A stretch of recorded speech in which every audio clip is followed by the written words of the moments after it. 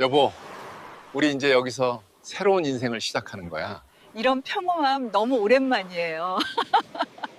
여보, 이제 여기서 새로운 인생을 사는 거야.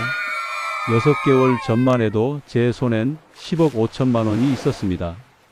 아파트까지 팔아서 만든 돈이었습니다.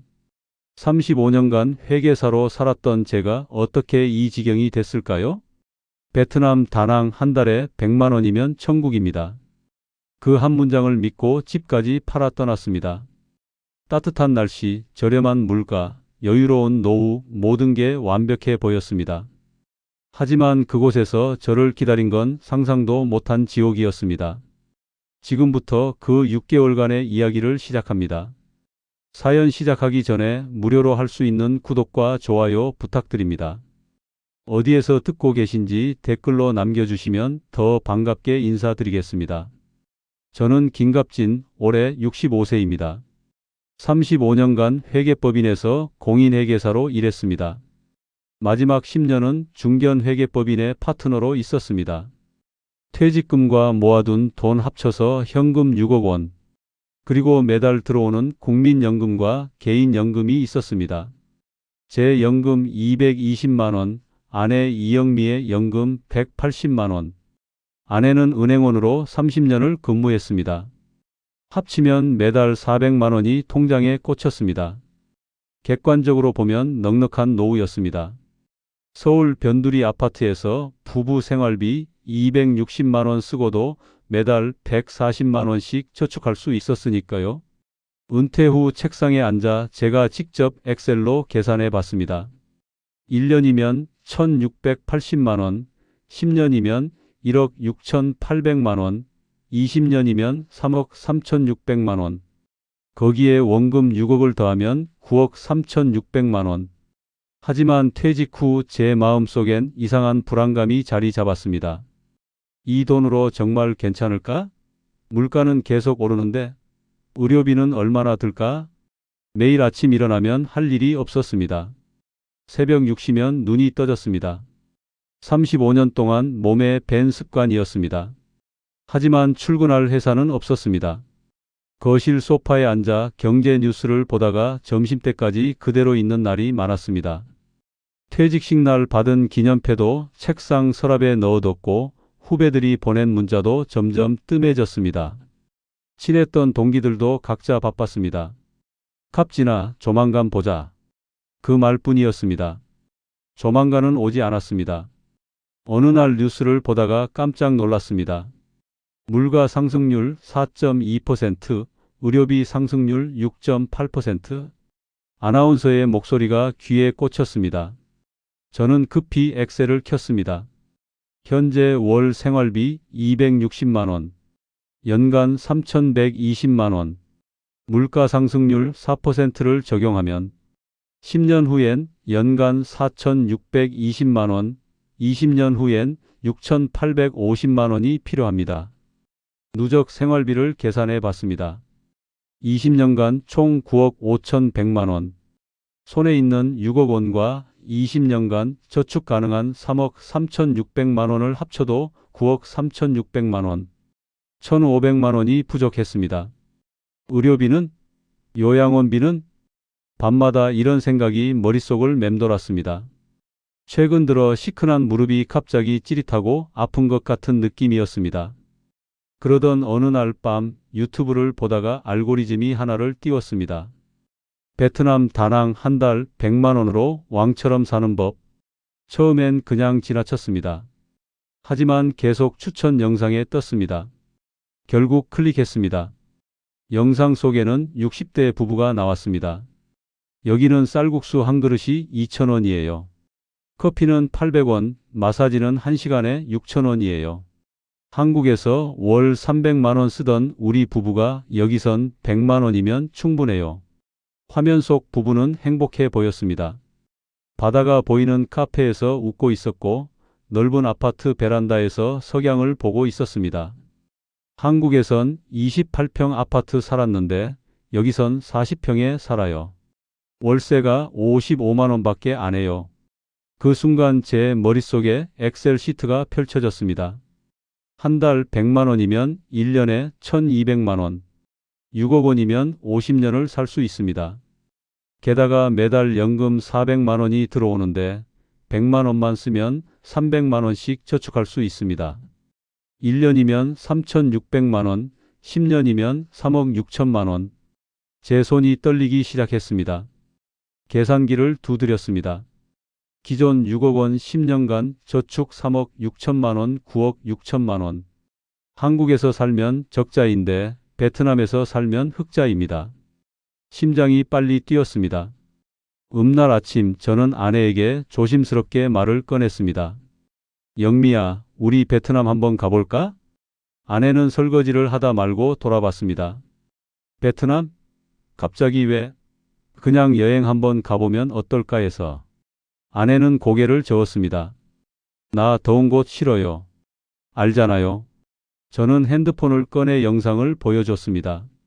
이것 좀 봐봐. 여기 사람들 정말 좋아 보이잖아. 아내는 영상을 보더니 한숨을 쉬었습니다. 당신 설마 이사 가자는 건 아니죠? 아니, 그냥 구경만 하고 오는 거야. 하지만 저는 이미 마음속으로 엑셀 시트를 작성하고 있었습니다. 인천공항 출국장. 아내는 여권을 꺼내며 여전히 불안한 표정이었습니다. 하지만 제 가방 안엔 이미 베트남 생활비 시뮬레이션 엑셀 파일이 들어 있었습니다. 비행기는 4시간 만에 다낭 국제공항에 도착했습니다. 문이 열리는 순간 따뜻한 공기가 얼굴을 감쌌습니다. 가이드가 추천한 쌀국수 맛집. 메뉴판을 보니 소고기 쌀국수가 5만 동. 저는 재빨리 계산했습니다. 환율 23.5원 적용하면 2,700원. 한국의 1만 원과 비교하면 73% 저렴. 여보, 이거 진짜 이 가격 맞아요? 아내도 놀란 표정이었습니다. 음식이 나왔습니다. 뜨끈한 국물, 쌀국수, 면, 소고기가 가득. 이거 진짜 맛있네요. 아내가 처음으로 웃었습니다. 식사를 마치고 베트남 커피를 마셨습니다. 한 잔에 1만 2천 동. 환율 적용하면 약 800원. 한국의 아메리카노 5,000원과 비교하면 84% 저렴. 저는 핸드폰 메모장에 적기 시작했습니다. 쌀국수 마이너스 73%, 커피 마이너스 84%, 예상 식비 절감률 약 70%. 다음 날 아침 미케 비치로 향했습니다. 새벽 6시 해변엔 이미 사람들이 나와 있었습니다. 여보, 우리 여기 앉아요. 아내가 백사장의 자리를 잡았습니다. 1시간 동안 바다를 바라봤습니다. 갑진 씨. 응. 한국에선 이런 거 못 느꼈어요. 뭐가? 평온함이요. 넷째 날 저는 가이드에게 부탁했습니다. 혹시 한인 부동산 좀 소개해 주실 수 있나요? 부동산 사무실. 한국인 직원이 친절하게 맞아줬습니다. 월세 55만 원이면 40평대 아파트 살 수 있어요. 사진을 보여줬습니다. 깔끔한 거실, 넓은 방 2개, 바다 뷰 베란다. 저는 재빨리 계산했습니다. 월세 55만 원, 관리비 12만 원, 67만 원. 식비 25만 원, 한국 대비 70% 절감. 교통비 8만 원. 기타 10만 원. 합계 110만 원. 한국 생활비 260만 원 대비 42.3% 수준. 월 절감액 150만 원. 연간 1,800만 원 절감. 여보, 우리 진지하게 생각해 볼까요? 비행기를 타고 한국으로 돌아오는 길, 저는 노트북을 켰습니다. 엑셀 시트를 작성했습니다. 베트남 이주 시뮬레이션. 월 생활비 110만 원. 월 연금 수입 400만 원. 월 잉여금 290만 원. 연간 저축 3,480만 원. 10년 저축 3억 4,800만 원. 기존 자산 6억, 10년 저축 3.48억, 9.48억. 결론 재무적으로 안정적. 한국으로 돌아온 지 일주일. 저는 베트남 이주 계획서를 완성했습니다. 60페이지 분량의 엑셀과 워드 파일. 아내는 더 이상 말리지 않았습니다. 1년만 해봐요. 안 되면 바로 돌아오는 거예요. 그런데 가장 큰 결정이 남아 있었습니다. 아파트. 영미야, 우리 집 팔자. 네? 어차피 베트남에서 살 거면 집 필요 없잖아. 당신 미쳤어요? 집을 팔아요? 저는 노트북을 열어 시뮬레이션을 보여줬습니다. 봐. 집 팔면 4억 5천이 생겨. 그럼 10억 5천만 원이야. 베트남에서 한 달 110만 원, 연간 1320만 원. 10억이면 75.7년을 살 수 있어. 우리 둘 다 죽고도 남아. 그래도 집은 재무적으로 최선의 선택이야. 집값 상승률보다 베트남 생활비 절감 효과가 더 크다고. 저는 아내를 설득했습니다. 회계사로서 계산은 완벽했습니다. 일주일 뒤 매물이 나갔습니다. 한 달 만에 계약이 성사됐습니다. 매매가 4억 5천만 원. 중개 수수료 빼고 4억 4,500만 원이 손에 들어왔습니다. 통장 잔액 10억 4,500만 원.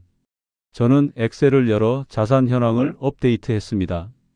35년간 회계사로 일하며 관리했던 수십억, 수백억 원의 기업 자금보다 이 10억이 더 소중하게 느껴졌습니다. 2월 중순. 우리는 편도 티켓으로 다낭행 비행기에 올랐습니다. 스카이뷰 아파트 21층. 거실 통창으로 바다가 한눈에 보였습니다. 와! 아내가 감탄했습니다. 보증금 400만 원, 월세 55만 원, 통장 잔액 10억 100만 원. 저는 그날 밤 엑셀에 기록했습니다. 2024년 2월 15일. 현금성 자산 10억 100만 원. 월 고정비 67만 원 월세, 관리비. 월 변동비 43만 원 식비, 교통비, 기타. 월 연금 수입 400만 원. 월 저축 가능액 290만 원. 재무 안정도 매우 양호. 일주일쯤 지났을 때 한인 친목 모임에 참석했습니다. 그곳에서 장민수를 만났습니다. 저는 장민수라고 합니다. 여기 온 지 7년 됐어요. 장민수는 50대 초반. 체격이 좋고 옷차림도 깔끔했습니다. 명함을 건넸습니다. 다낭 글로벌 컨설팅 대표 장민수. 갑진 형님, 필요한 거 있으면 언제든 연락하세요. 비자, 은행 업무 뭐든지 도와드릴게요. 며칠 뒤 그의 사무실에서 투이를 만났습니다. 29세 베트남 여성, 한국어가 유창했습니다. 안녕하세요, 김 선생님. 투이라고 합니다. 그녀가 명함을 건넬 때 손이 살짝 제 손등에 닿았습니다. 순간 심장이 빨리 뛰었습니다. 얼마 후 투이와의 만남은 점점 잦아졌습니다. 김 선생님, 오늘 날씨 좋은데 카페 가실래요? 그녀는 제가 좋아하는 아메리카노를 기억했고 제 얘기를 경청했습니다. 아내는 35년을 같이 살면서도 제 말을 이렇게 들어준 적이 없었습니다. 선생님, 오늘 표정이 안 좋으신데 무슨 일 있으세요? 투이가 제 손을 가볍게 잡았습니다. 선생님, 괜찮아요. 다 잘 될 거예요. 65세에 느끼는 설렘.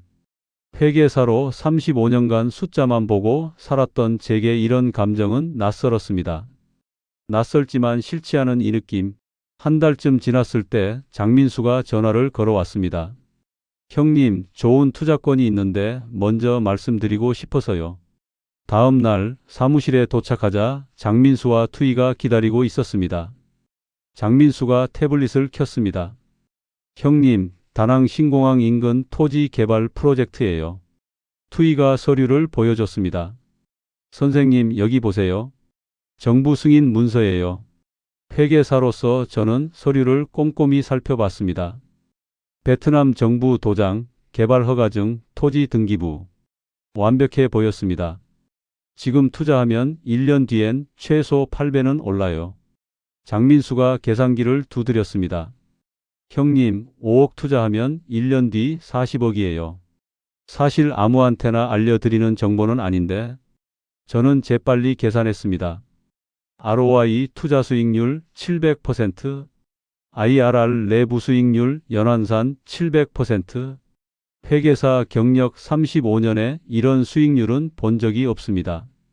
근데 위험하지 않나요? 그때 투이가 앉아있던 저의 허벅지 위에 손을 얹었습니다. 선생님, 저희가 선생님께 손에 끼칠 일 하겠어요? 회계사로서의 이성이 경고했습니다. 너무 높은 수익률은 위험하다.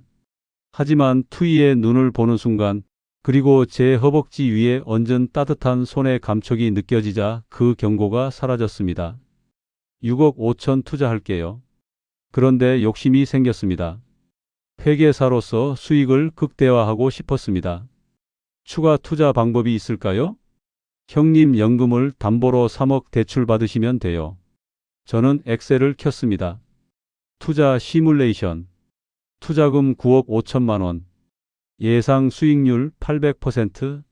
1년 후 예상 자산 76억 원. 대출 상환 후 73억 원. 현재 대비 증가율 6,900%. 숫자가 아름다웠습니다.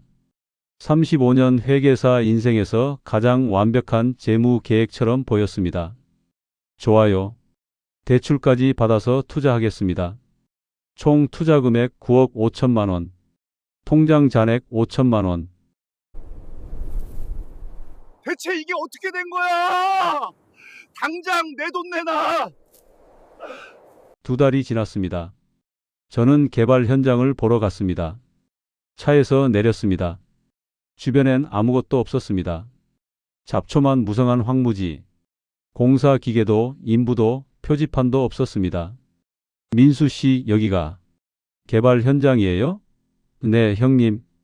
아직 초기 단계라서 이래요. 회계사의 본능이 경고했습니다. 뭔가 이상하다. 일주일 뒤 혼자 다시 갔습니다. 똑같았습니다. 아무것도 변한 게 없었습니다. 장민수에게 전화했습니다. 고객님이 전화를 받지 않습니다. 투이에게 전화했습니다. 받을 수 없는 번호입니다. 사무실로 달려갔습니다. 간판이 사라졌고 안은 텅 비어 있었습니다. 그 순간 깨달았습니다.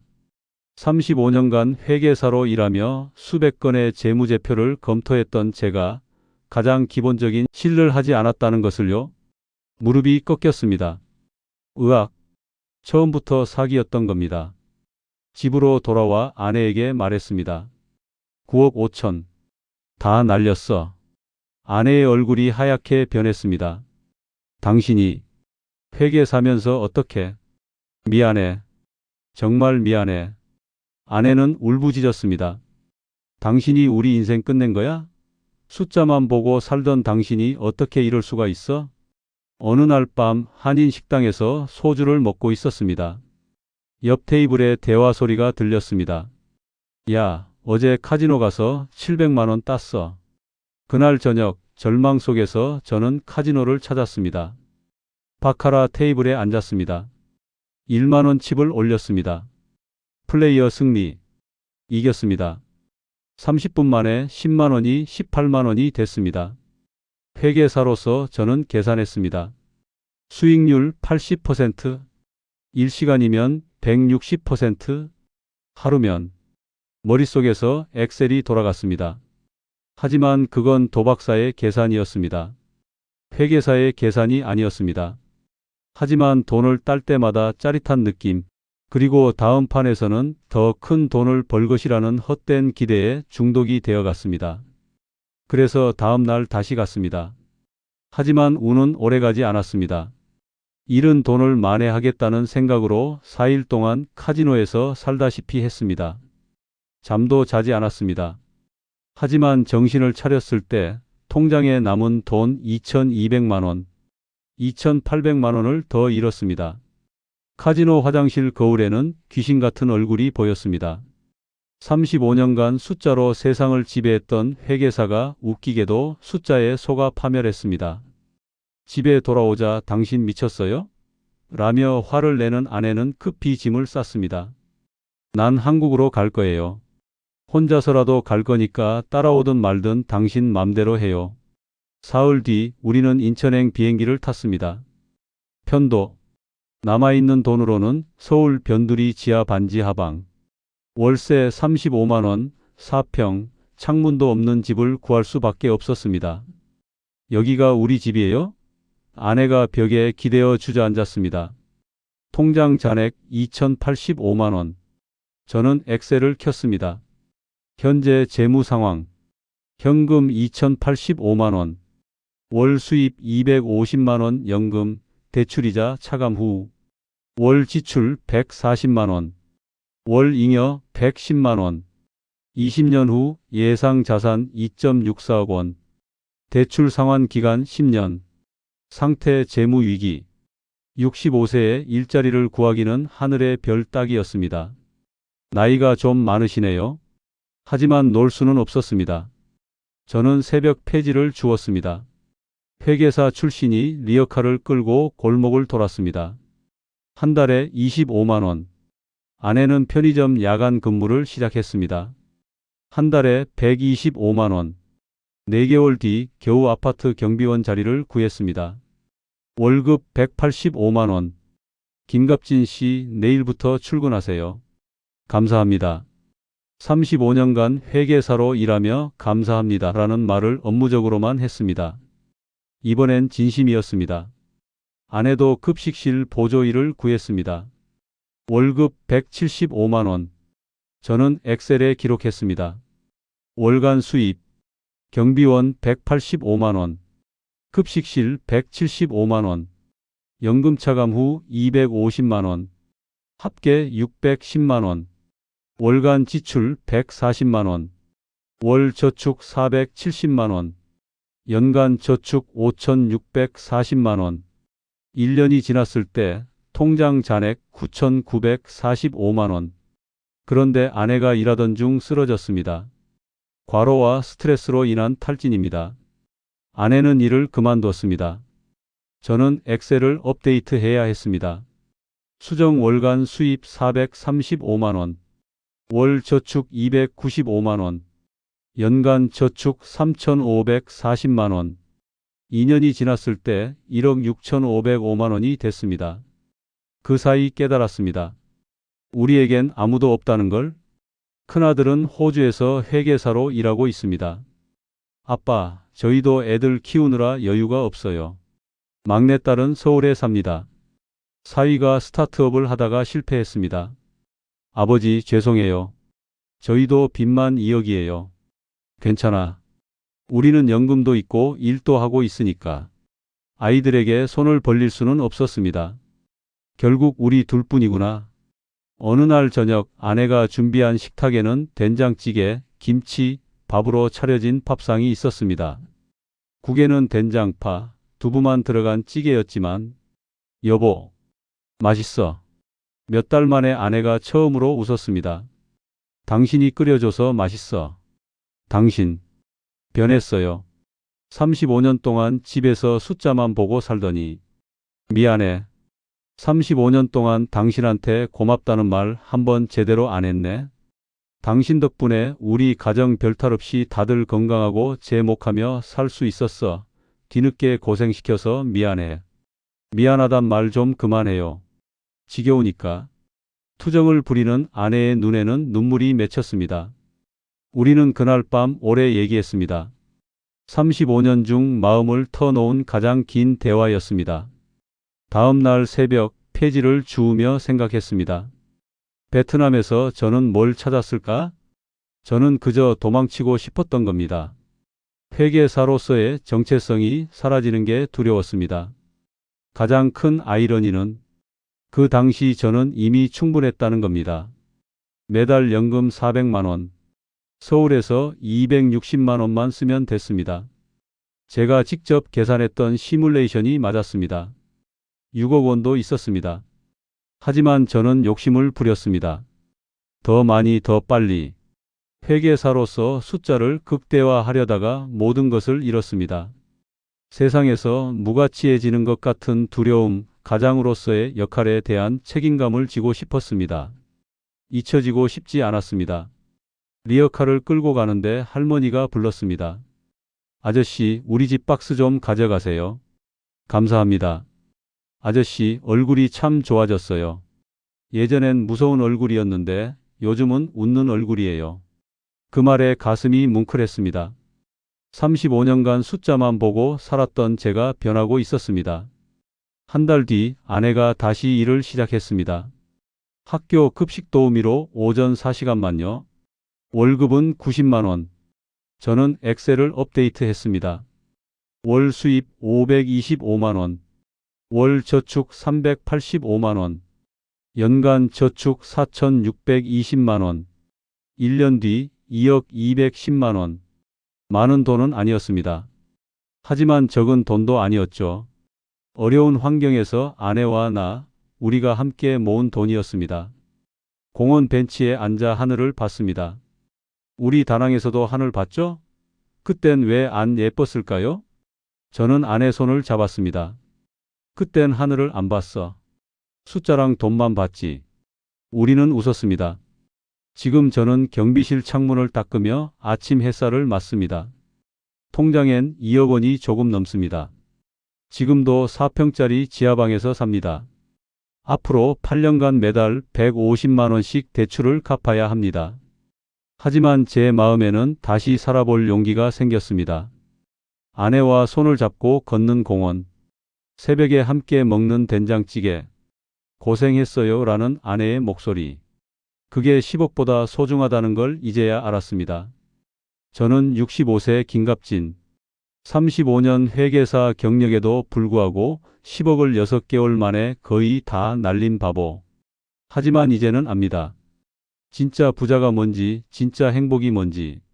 오늘도 저는 경비실 문을 열고 출근합니다. 안녕하세요. 김 씨, 오늘도 파이팅. 감사합니다. 저는 웃습니다. 매달 연금 250만 원. 이것만으로도 감사하자. 숫자가 아니라 사람을 보자. 우리 둘이면 됩니다. 서로 있으면 됩니다. 건강하고 감사하게 하루를 보내자.